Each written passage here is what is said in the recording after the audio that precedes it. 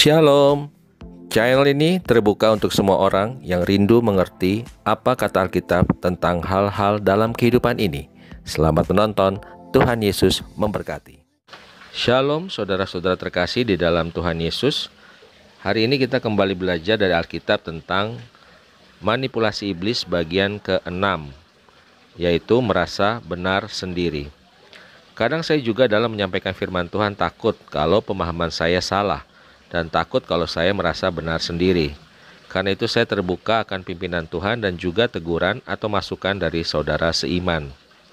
Dalam Alkitab kita mengenal seorang tokoh yang paling berhikmat, yaitu Raja Salomo. Bahkan Tuhan pun 2 kali menampakkan diri kepada Salomo. Apapun yang dikerjakannya dibuat Tuhan berhasil. Kekayaannya melebihi semua raja-raja di bumi. Pastilah Raja Salomo merasa pede atau percaya diri dan semua perkataannya juga penuh hikmat.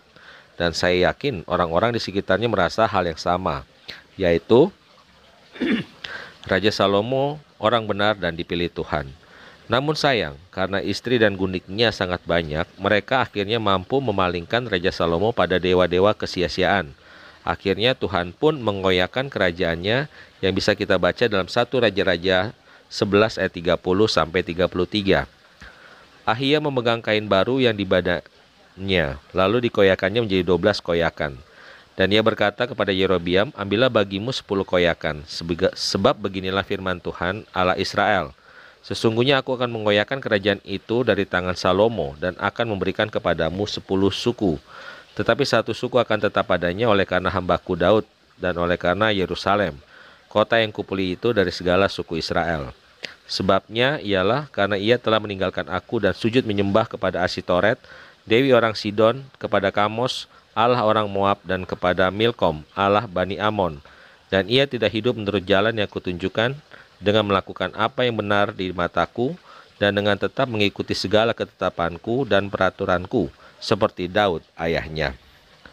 Mungkin kita tidak seperti Raja Salomo yang menyembah dewa-dewa kesia-siaan, namun kadang kita juga sering merasa benar sendiri.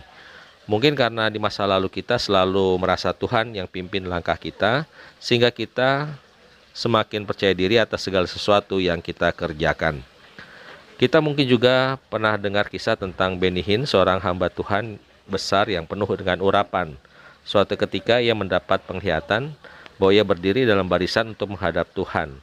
Saat itu ia merasa sangat takut, dan ketika ia berhadapan dengan Tuhan, Tuhan Yesus pun menegurnya dan menyuruhnya kembali ke bumi karena masih ada hal yang harus diluruskan. Setelah tersadar dari penglihatan itu, Benny Hinn juga mengakui dosa-dosa yang selama ini tersembunyi dan menarik juga semua minyak urapan yang biasanya dijual. Beruntung bagi Benny Hinn masih diberi kesempatan oleh Tuhan.